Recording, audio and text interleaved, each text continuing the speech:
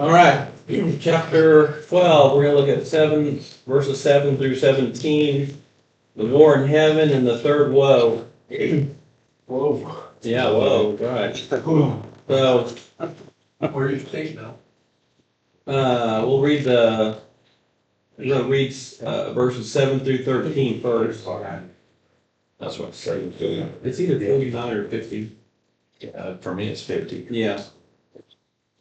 So, yeah, in your binder, it's either page 49, 50, or 51, somewhere in there. There's so much information in these few little verses here that we could talk about for a long time. And, you know, like I said in the text I sent out earlier, we may not get through this, but depending on the discussion, what we talk about, so we'll see.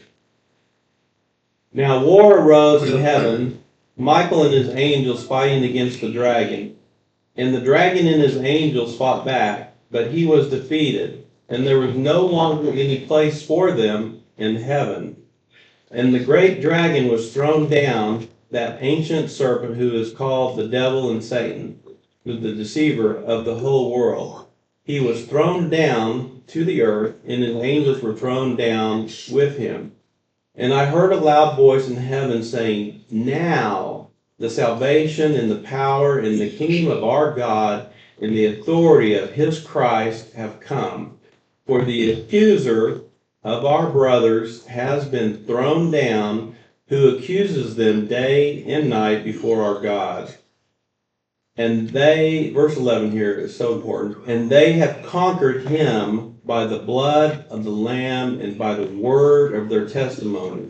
For they love not their lives even unto death. Therefore rejoice, O heavens, you who dwell in them. But woe to you, O earth and sea, for the devil has come down to you in great wrath," because basically he knows his time is short now. "And when the dragon saw that he had been thrown down to the earth, he pursued the woman who had given birth to the male child." So you can see how many times they use the word, John uses the word thrown down here quite a bit. So I guess he really wants us to get that point, that this third woe, remember we've been covering the woes since chapter 9. And the other thing I would say, like verse 11, "And they conquered him by the blood of the Lamb and by the word of their testimony, for they loved not their lives even unto death." And so you'd have to ask the question that why do some, I'm not trying to pick on any theology here, but why would one call persecution and martyrdom the wrath of God? This is just tribulation that we must conquer and overcome, as that's what the message of Revelation is at its heart. So, I have a question for you. Yeah. Can you go back? yeah, Verse, maybe it's 10 yep. in the yellow. "For the accuser of the brothers are thrown down, who accuses them day and night before God." Okay, and this is just I just thought of this.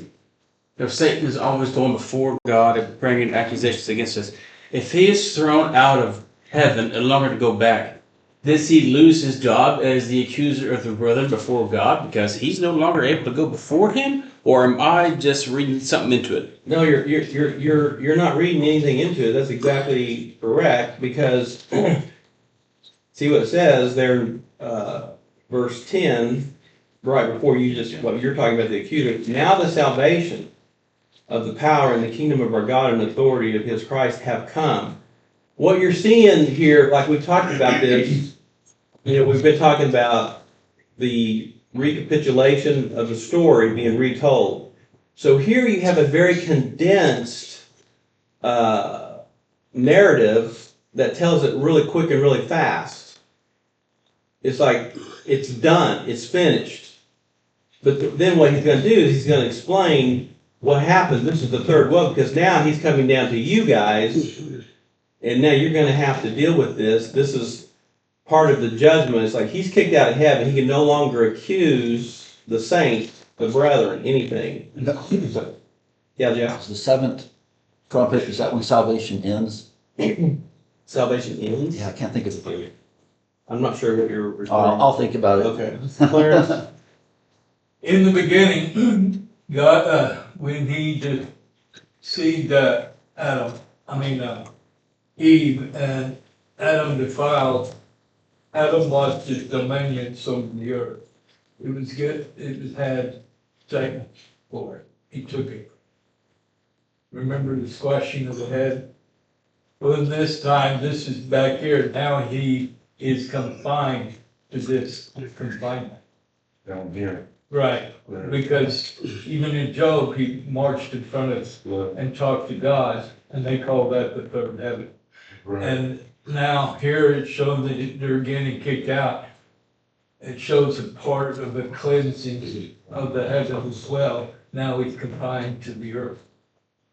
In other words, Satan is realizing that he don't have full control. They should have known that at the cross. That's right. Should have, but That's didn't. right. So it's not a timeline. It's just, Takes some people a little longer to get. well, Michael, Yes. is it a timeline? It's not a timeline, is it? A timeline? Yeah, it's not a timeline. There is a timeline in this. Yeah, I mean, like, for instance, what I'm trying to say is like, we're talking about Job, right? When he went. Well, he was, I was. But when the devil went for Job, right? Mhm. Now, if he's kicked out of heaven, it had to happen before the devil, before he went for Job, right?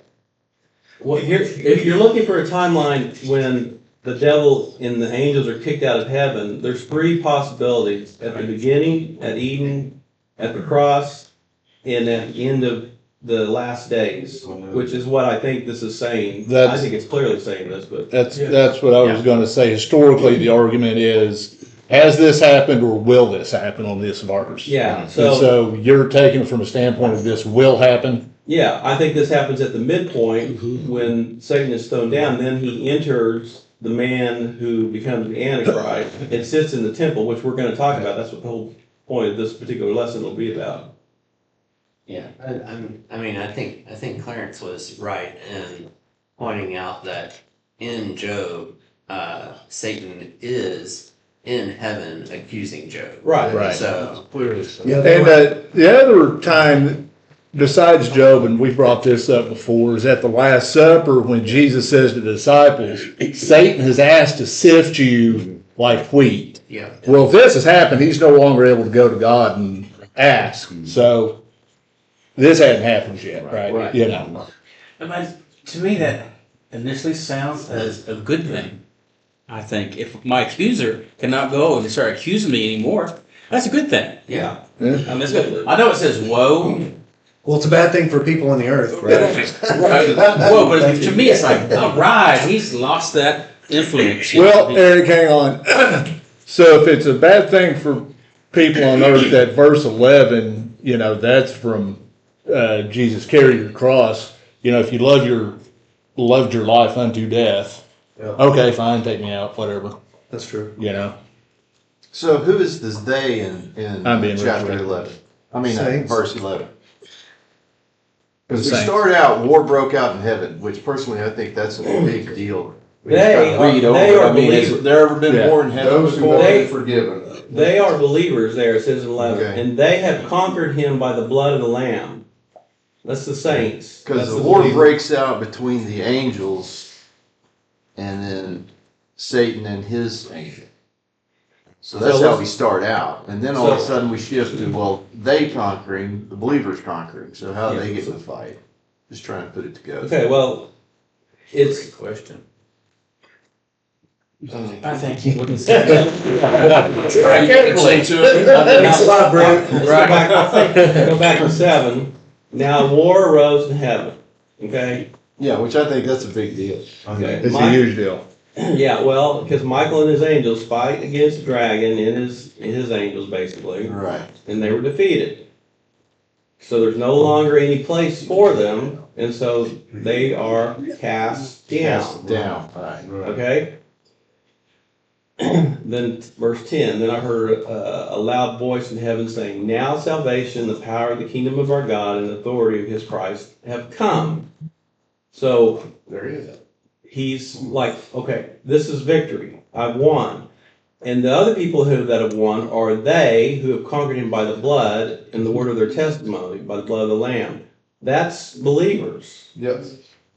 And maybe the 144,000 says, "For they love not their lives even unto death." The 144,000 that may be Could be the persecuted, martyrs. the martyrs, the 144,000 that may be No, persecuted. The in the the tribulation. martyrs, these are talking more about the ones that have been martyrs for Christ, who have been washed in his blood. Correct. Yet I think we also are in that verse in the sense that we've conquered him by the blood, by the Lamb, by the word of his testimony. Not that we have been. Yeah, so all those martyrs who are killed during the tribulation period is what, they overcome. That's how they won. They overcome by the blood of the Lamb and the word of their testimony. But also, Because they love not their lives, even unto death. Right.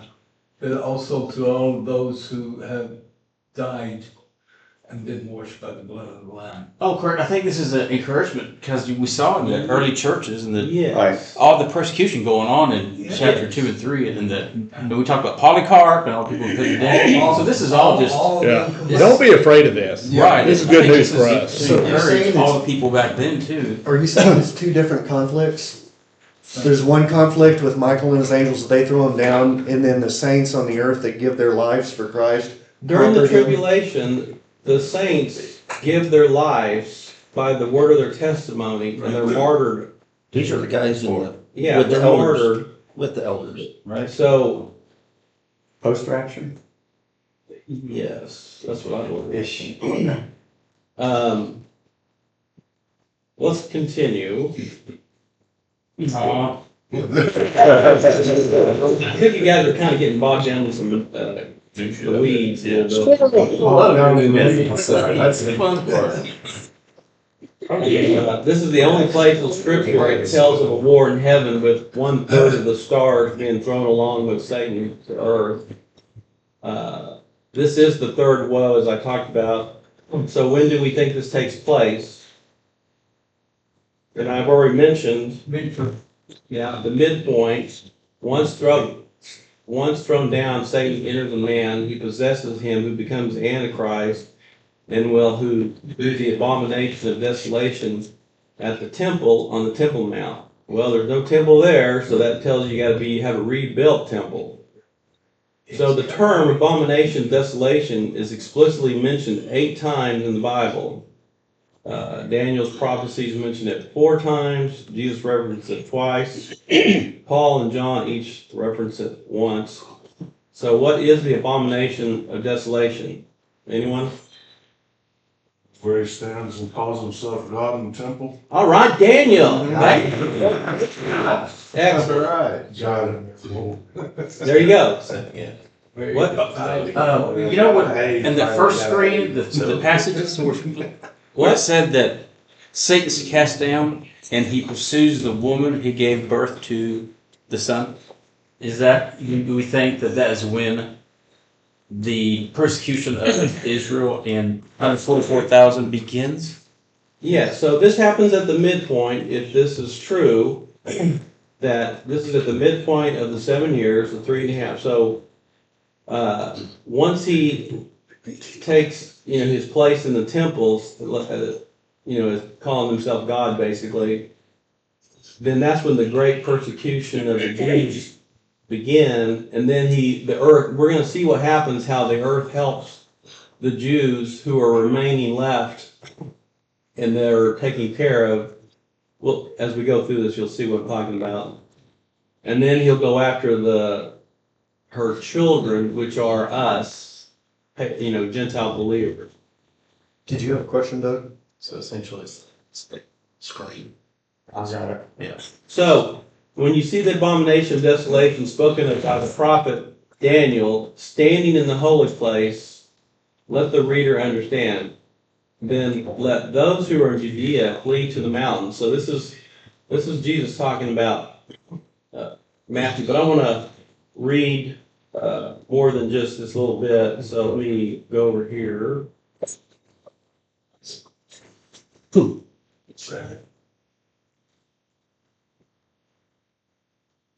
I didn't have it pulled up and ready to go, so. What are you looking for? Well, Okay. it's gonna be Matthew 24, but it's just easy. I like to have it on screen so people can actually see it.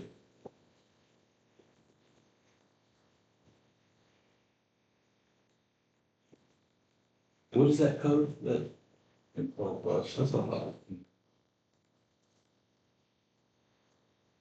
So, if you look up there on the screen, it says, as he, that's Jesus, sat on Mount Olives, the disciples came to him privately. Tell us, when will these things be? What will be the sign of your coming? And basically, what is the sign of the end of the age?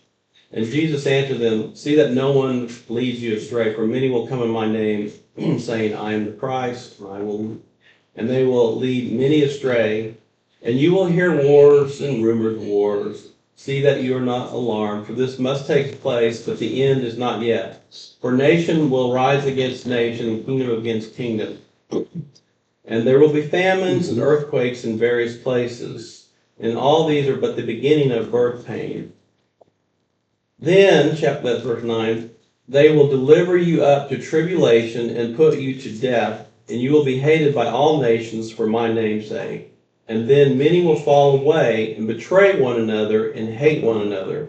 And many false prophets will arise and lead many astray.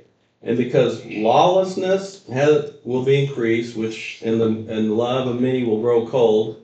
Well, of course, we don't see any of that today, do we? No. But the one who endures to the end will be saved. And this gospel of the kingdom will be proclaimed throughout the whole world as a testimony to all nations, and then the end will come. So remember in Revelation, I'm not sure we've gotten there yet, but there's an angel that flies through the earth proclaiming the gospel to the whole world. And he says he proclaims the whole gospel. That's what he's referring to here. So, and then here's verse 15, which we just read. So when you see, all that stuff he's just been talking about. So when you see the abomination of desolation spoken of by the prophet Daniel, standing in the holy place, and then he puts in parentheses, let the reader understand, then let those who are in Judea flee to the mountains. So where's this taking place at? Israel. Yeah. Who's fleeing? Jews. All right. 144,000. Not happening in America? Yeah, what's that about? But we're in Revelations, don't worry.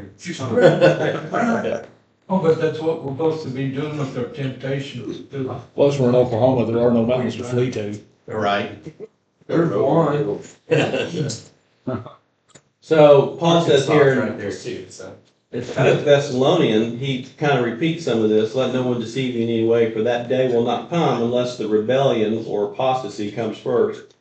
And the man of lawlessness is revealed, the son of destruction, who opposes and exalts himself against every so-called God and object of worship. So that he, which that's the Antichrist, takes his seat in the temple of God, proclaiming himself to be God.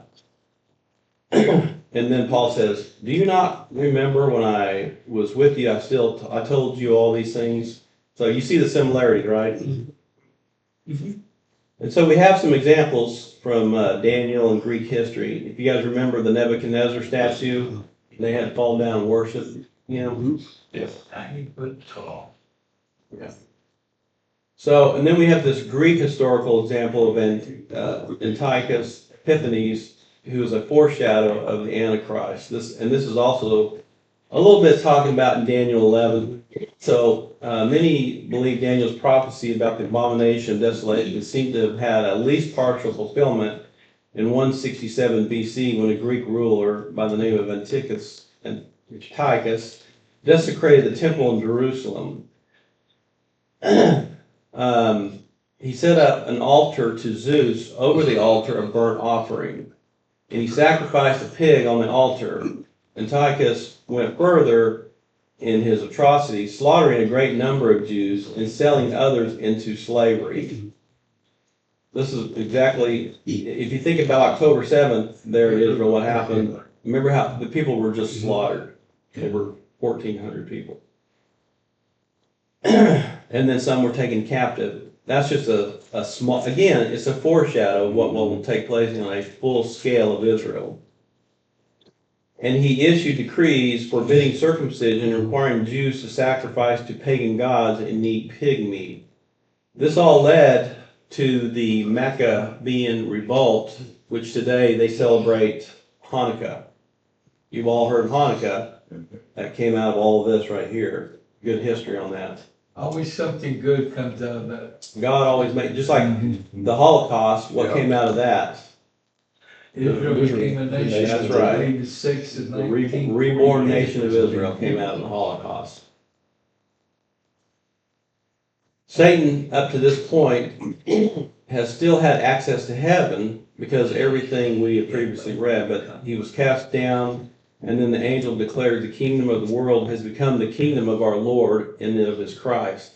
And even in Zechariah, we already talked about Job that Clarence mentioned, but also in Zechariah it says, then the guiding angel showed me Joshua, the high priest, and he was obviously representing disobedient and sinful Israel, standing before the angel of the Lord, and Satan standing at Joshua's right hand to be an adversary and to accuse him.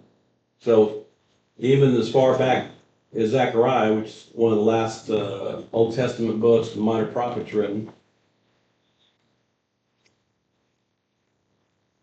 And then we get to verse 12. But woe to you, O earth and sea, for the devil has come down to you in great wrath, because he knows his time is short. Everybody understand, when it says his time is short, this is one of the reasons why it can't be like at the cross or at the beginning, Eden, is because this specifically says his time is short. And there's only 1,260 days, because we've talked about that in previous sessions, 3.5 years. And so when the dragon saw that he'd been thrown down to the earth, he pursued the woman who was given birth to a male child.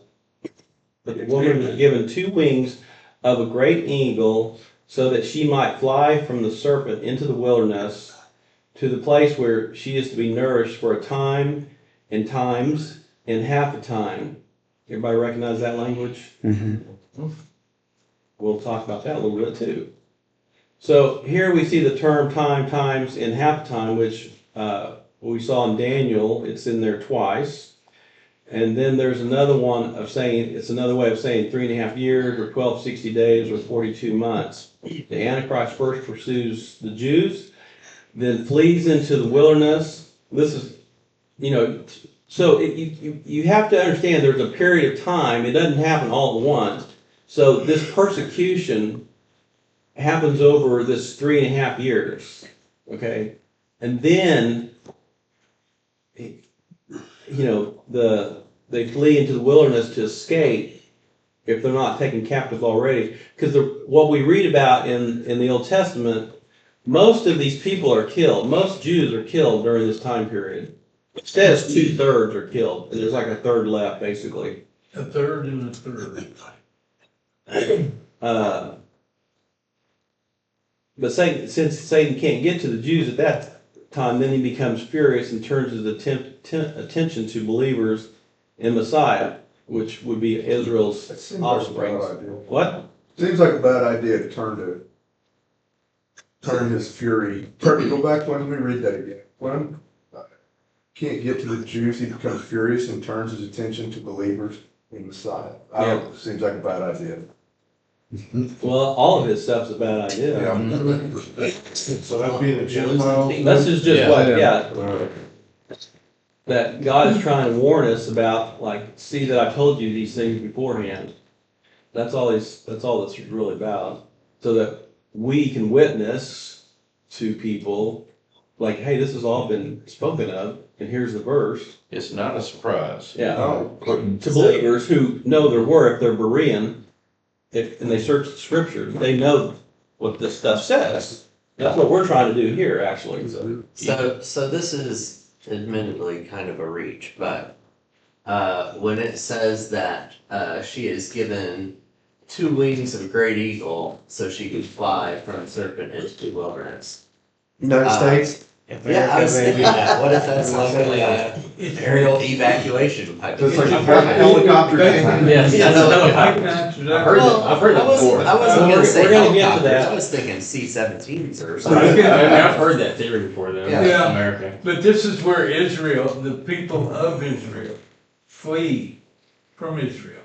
Yeah, Right now, what's going on, if you are paying attention, that in Petra, they are fortifying the, what they call caves in the rocks. They are restoring where food and water and everything else, because some of them believe this is that, and they're already preparing for it as we speak, so when they go in there, they'll have provision, where it's not Well, coming And they- through, but it's basically, it's Israel breaking away, fleeing for escape, so that they can turn to reclaim it. And the only way they can return to claim it is when Jesus Christ leaves. We're gonna talk about that, so let's see this. So, just to be clear, this is apocalyptic language.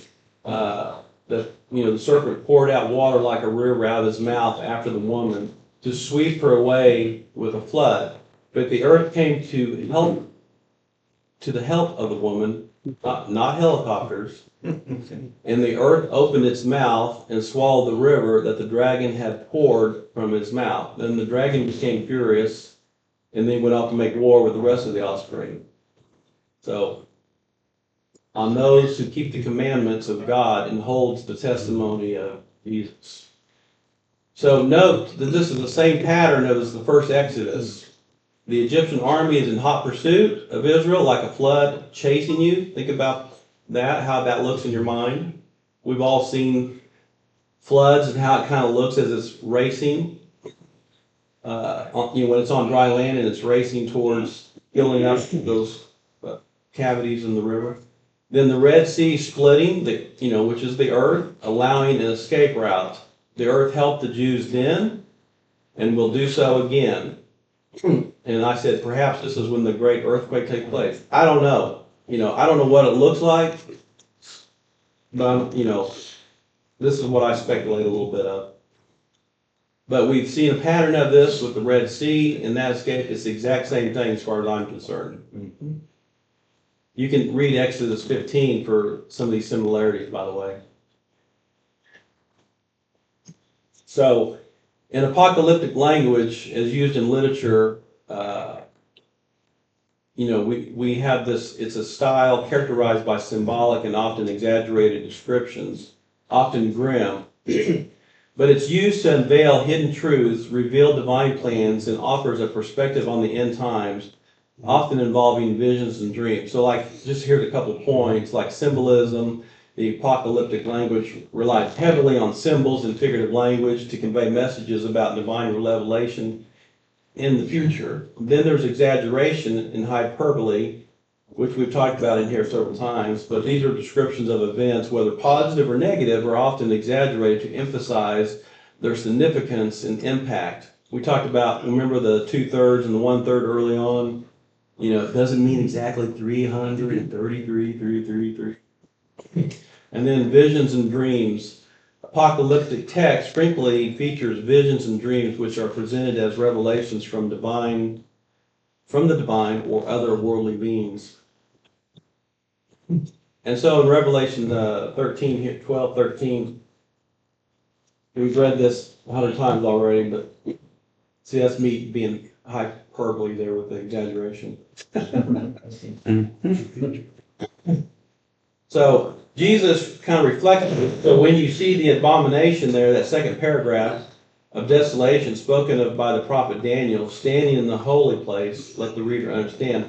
Then let those who are in Judea flee to the mountains, for then there will be great tribulation, such as not been seen from the beginning of the world until now, and never will be. So we know that time has not taken place, because we know this is going to be the greatest time ever to happen. Then some other scripture verses I think were important to read. You yourselves have seen what I did to the Egyptian, and how I bore you on eagle's wings and brought you to myself. Now, he obviously didn't have a real eagle coming down like Lord of the Rings and grabbing them and that kind of stuff. So now, therefore, if you will indeed obey my voice and keep my covenant, you shall be treasured possession among all my peoples, for all the earth is mine. All the earth is mine. And you shall be to me a kingdom of priests and a holy nation. And then Hosea 2:14, which I love this one. Think about God saying this to her, to Israel. Therefore, behold, I will allure her, bring her into the wilderness, and I will speak tenderly to her. I mean, how beautiful is that? Divinely romantic. And then Psalms 91, Song of Solomon. for he, God, will deliver you from the snare of the fowler and from the deadly pestilence, and he will cover you with his pinions, and under his wings you will find refuge. But his faithfulness is a shield and a buckler. You will not fear the terror of the night, nor the arrow that flies by day. And as we already talked about, Petra, like it was just mentioned, yes, this is what most people believe will happen, is that most of the Jews will flee to this area, Petra. And you might recognize that Sean picture. Connery's gonna be there? Yeah. Yeah, so, you know, Indiana Jones, you've seen the movie. So, this is just a picture of that, that you might recognize. Good movie. But the bigger picture just gives you an idea of how big the place is, and that doesn't even cover it all. It's a really big place inside. There's only one way in. Is that in Jordan? Yeah. Southern Jordan. Did you know that It's Edom from Obadiah. Yeah. in 1924, it was a treaty signed with Jordan to protect people? It'll be something they can't use politically in the coming war because of that. Section. Surprised we buzzed on that. No kids. It's the hell property. The hell's You've seen India, I've been. I don't You've seen Well, India, we actually got through it. I wasn't sure we would. Take away the language. It's not Yeah. wide enough. Well, like say something on those wings, a lot of people use that as part of the United States. It's not. And it's. Basically, it's God put them in his And hands get people standing. and guiding them into believing us where he wants them to go. You get in it, one's going up. And think this way. You'll have a great week. So good shape, thank you. And you get in those caves like that. You're down there, and there's everything. Well, it's This is carved in. 10 till, so anybody want to close us in prayer? Yeah. That looks like back in the day, it would have been. Huh? You Okay. got shot from the service